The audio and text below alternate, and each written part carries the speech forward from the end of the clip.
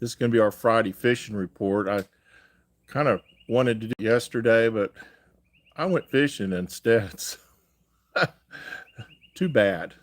Uh, got a lot to talk about today, so I'm going to give us a minute or two and see if anybody wants to jump in and catch this video live, see if we can get a chat going maybe. In the meantime, I will go ahead and, of course, when this is completed, we'll go ahead and post it to YouTube, and you can find it if it pops up on your screen. First thing I want to say to everybody that's subscribed to the channel, I really do appreciate it. We're not big, but we're mighty. um, I've been doing a lot of fishing out here on Lake Fork pretty much every day. As the weather's changed, the wind changes, the fish patterns are changing. We're going from spawn to post spawn. I've got to fix my hair, of course. Um, what I got of it. I know I've had some people say, "Man, I've never seen you with hair before." Well, I hadn't had hair for about almost probably 15 years. I've been cutting it, and then I decided it. I don't know what happened when I turned 70, but man, I decided I wasn't gonna shave my head anymore. Just gonna let nature take its course, and it is what it is. So there's nothing you can do. But besides, it's kind of pretty hair anyway. I kind of like it. My wife doesn't mind it too much. So what the heck?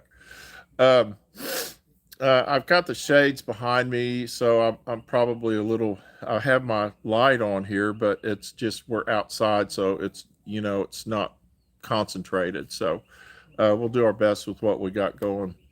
It is a beautiful spring day. It's Friday. I don't know what day of what the date is. It's the second um, Friday in April, and the bass spawn at Lake Fork. And let me just back up a little bit. I'm Alex Guthrie, and this is Fly Fish Fork, and I'm a fly fishing guide out here on Lake Fork. Um, and It's really challenging, fun. If you like a good challenge, it's super, super fun to do it. You ought to give it a try sometime. Contact me, Alex at Alex Guthrie. Alex at flyfishfork.com, and we can arrange to go out and go fishing sometime. So let's get into our report now. We got a couple folks in here watching the vid. On Lake Fork right now, the water temperature is anywhere from the mid 70s, 70 degrees to up, I guess. Of course, I'm not all over the lake, but down here where I'm at, down by the dam, I'm in 70 plus degree water. And then, of course, as you get shallower, that has a bigger impact. The water temperature does, and so that is a temperature that has all kinds of fish spawning. The carp are up in the weeds spawning. The bass are still spawning. The brim are about to go into it. The catfish are about to go into it. I'm seeing catfish roaming around now, and I'm having brim chase my baits now, which is kind of fun. Um, and you can use all of those things to help you catch more fish and to help you kind of read the water. If you're when you're out fishing a lot, you'll notice you need to notice things like that. For instance, I was back in a creek yesterday, real shallow water, but there were giant schools of baby bass everywhere. And so that tells me, of course, that there's guard bass out. So when these schools of baby fish are swimming around, there's usually a parent guarding them. So there's a guard fish around. So it's hard to get them to bite or anything, but it just tells you they're still shallow, there's still activity shallow. And of course, our lake is down over 3 feet. And so you can see a lot more activity when you're back in these creeks. You're in something you'd normally be in 5 foot of water, you're in 2 foot of water, so you can see the bottom, you can see the fish moving. We have a lot of moss growing in it now. We have a lot of weeds growing, and so the water gets kind of like, we had a rain last week. The water came up about 3 inches, 3.5 inches, and that's a good thing. We're happy with that because we always want more water. But what it does is all that sediment and all those things that are kind of hanging around the edges, they get lifted out of place and they just start floating out in the big water. So it kind of messes the water clarity up a little bit, messes the creeks up, but it's still a good thing to have fresh water. We're going to talk about that in a few minutes. For our fishing report, we're going to talk about what's biting, and then I've got some flies here that I'm going to show you that I'm catching a lot of fish with, and I'm not catching a lot of big fish yet. My bigger fish are generally going to come in the post spawn, which is starting right now. We've probably actually been in a partial post spawn for probably a couple of weeks, but now we're kind of going into a full bore. That means that there's going to be fish that are a lot more aggressive. They're hungry. They're chasing anything, and so you want to be ready for that and fish accordingly. So the bass are in spawn, post spawn, and there's probably some pre-spawns. I don't think there's pre-spawn, but there could be, I guess. But definitely post spawn and spawn. That's what they're in right now, depending on the depth of water you're in. The crappie, for some reason this year, came in. They spawned deep. I don't know why. I don't know what happened, but the crappie never really came. I caught some shallow, but usually this time of year they will move up real shallow and just line the banks, and you'll be able to. You'll be able to. Should I sub? Please do, Henry Herman. Please do. I appreciate it. Um, I'm sorry, guys. I got distracted. Henry's asked me if he should sub, and yes, sir. Please subscribe. I appreciate it very much.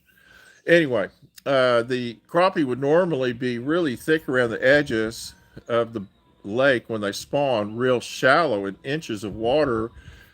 And we got a few of them to do that this year, but it just doesn't seem like they ever really got up there all over the lake. I'm sure there's parts of the lake they did because I heard stories, but I didn't experience it, and neither did my crappie fishing friends down here, of which I've got a lot. And so they're now already, and here it is just in April, they're already catching them in 20 foot of water around trees. And they're also seeing, they think, schools of baby crappie around those trees. There's some of them that they're cleaning have eggs, some of them don't. So that means that some of them have spawned, most of them have spawned, but some haven't. And it's also telling us that those fish they're catching in 20 feet with eggs are spawning deep. That's why they're down there. And so we want to keep that in mind when you're fishing for them. I know a lot of guys are coming out here and they're wanting to fish for crappie, and they're getting kind of frustrated because they can't seem to find them. Well, that's why, because they're not shallow like you're used to finding them. So you're just going to have to go deeper and look around the creek channels and get out towards the main lake where there's deeper structure and try that deeper structure. So that's our crappie. Our catfish, I don't really have. I've had a couple of them chase my baits, but not real aggressive yet. But that'll be coming here in the next week or two, and those catfish will be getting up around brush and up, shallow. They like to spawn shallow as well. And if you're on Lake Fork in June, of course, our big catfish spawn is right along that dam. Right along that dam. That's a good place to go. And then the brim, I'm starting to see brim chase, but I haven't seen them really. I haven't seen any beds yet. And so and I'm kind of glad because I think we're about to go into a weather pattern that's going to raise our water up. And I would just as soon those brim don't really start spawning until that water's up, because then I'll be able to know where they're at. But we do have some beautiful brim on this lake. Every year we have a lot of beds, and they're super fun to catch with a fly rod. So don't be afraid to do that. Let's see, what else have we got here? I had to make notes today just because I'm getting old. The lake came up a few inches. Um, Last week we had some rain. The lake came up, I think, 3.5 inches, something like that. And we need to. I just wanted to tell you guys, be really careful when you come down here, because these stumps are really. I'm finding them in our boat lanes. If you get off just a little bit off that boat lane, you could possibly hit a stump. Or remember that our boat lanes are all based on creek channels, and the trees grow on the sides of the creeks if you just look. So the creek channel is usually clear, but the trees that grew where they flooded the lake were on the sides of those creek channels. So if you're in a boat lane that's going along the main creek channel and you're fine, but you veer off of that creek channel, you're likely to hit a stump at this point when the lake's at this level. So be very, very careful. There's a lot of props and a lot of lower units laying around this lake right now. I know my boat has a little wobble to it because my prop, I never have a good straight prop because I hit stumps. I can't help it, because that's Lake Fork. And so it's hard on your equipment, it's hard on your ego, it's hard on your boat, that's for sure. Um, so be careful, and remember that the weather is about to change. I'm seeing weather reports that starting next week, starting Sunday or Monday, maybe some tomorrow, we're going to start we're going to go into a wet pattern, and the water's going to rise. And so when the water rises, the school of thought is rising water and rising fish. When that water starts rising, start throwing top waters. Of course, when that water rises, it brings things up with it. The fish they're in freshly oxygenated water, so their energy levels up. They're chasing baits. Yesterday, I had bass chasing baits all around my boat. Of course, had nothing to do with rising water. It's just that they're in that phase of the post spawn where they're chasing baits and feeding and kind of re-energizing themselves because they've been working so hard for the last couple months. Um, so rising water equals rising fish. Don't be afraid to throw top waters when this weather hits. Now, another thing about this weather we're going to have, when you get out on the water, make sure you've checked before you go out the weather. Look at your radar on your phone and make sure that there's not something coming in. I've had them sneak up on me, and you can get yourself in a lot of trouble. I know I've been through tornadoes and lightning and all kinds of stuff on these waters over the last 40 years. And so you got to be super careful. Nothing's worse than wrecking your boat in a storm or getting stuck and getting rained on. So be careful. Now, that's our fishing report. What I wanted to do is show you some of the flies that I've been using, and to kind of give you an idea of what I'm catching fish on. And the first thing is I'm using a lot of streamers. I like streamers in this lake because they mimic bait fish, and um, they're pretty easy to tie. These are just hollow tie streamers like this one. This is a what I consider a baby bass color. It's got olive and black, white, and it's got some flashaboo in it. And of course, I use that red thread because that can look almost like a open gill when you're pulling it through the water. And you can see the shape of this thing is the same shape as a little fish, and that's what really teases them. Now everybody's like, well, how come you don't have eyes on it and all that stuff? Well, I go through a lot of them, and I can't keep up with the eyes. The eyes come off, and I think that a lot of this is just a lot of times they bottom out of reaction. This is another one. Another. This is another pattern. You can see how you can see right through that thing. And one of the things that I do is I tie some flashy wrap right up in that so that when it gets wet and they see through it, they still see sparkle, which kind of looks like, shimmers sort of like scales. Um, the other color that I'm using is a shad color, and this is kind of more of a shad pattern, and it's got white and gray and black and red thread, and these are all tied on 1/0 and 2/0 straight. These are just called a um, this is just a straight bass hook I get from Bass Pro. It's the best place to get them. They're I can get a package that's got a lot more hooks in it, for one thing, for about half the prices I can get from other places. This is another pattern that I'm using for my top water, and this is just what I call a LF frog, or Lake Fork frog.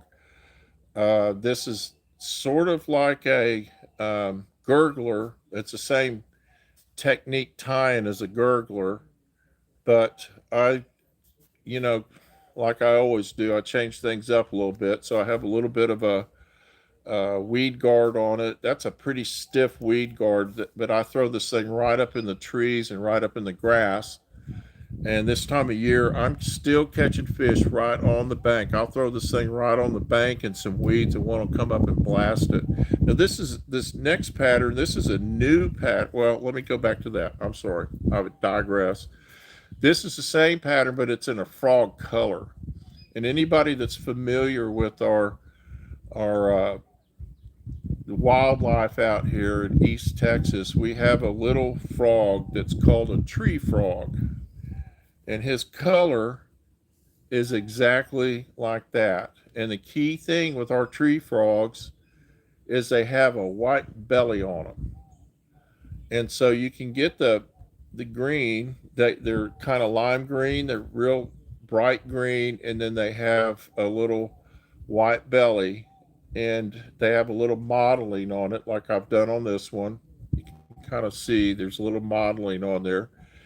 And then I put on this particular one, I put a little weed guard on here that helps me just kind of throw it up around um, lily pads and around duckweed and things like that, because that's where I'm finding the fish. This is a fantastic bait. This is comes from a friend of mine named Mike Maris, who showed me this pattern, and I copied it. I stole it from him.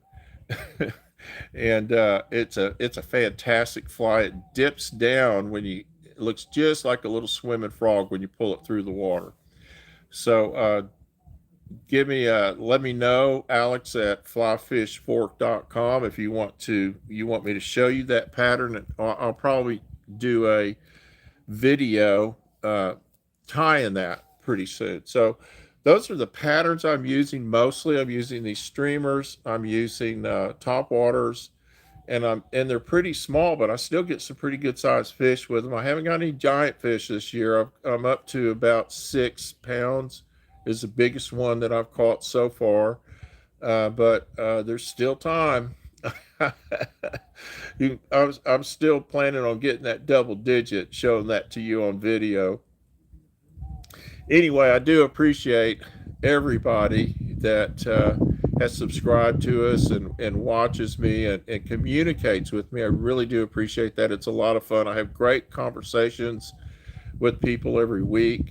It's very helpful for me, and hopefully I'm helping you guys. Uh, Subscribe if you would, and share this and subscribe. It's Flyfish Fork 2023 on YouTube. I did get kicked off of Facebook because somebody hijacked my account and started selling stuff on there that they shouldn't have been. They did it to me and a couple of other people that I know. And so Facebook won't let me back on, regardless of how much I beg them. And so I guess we don't have a Facebook relationship anymore, which is unfortunate, but it is what it is. So we're primarily on Instagram and YouTube now. And that's okay with me. I'm enjoying it very much. Thank you so much. And make sure and contact me if you have any questions. And until then, tight lines and please be safe.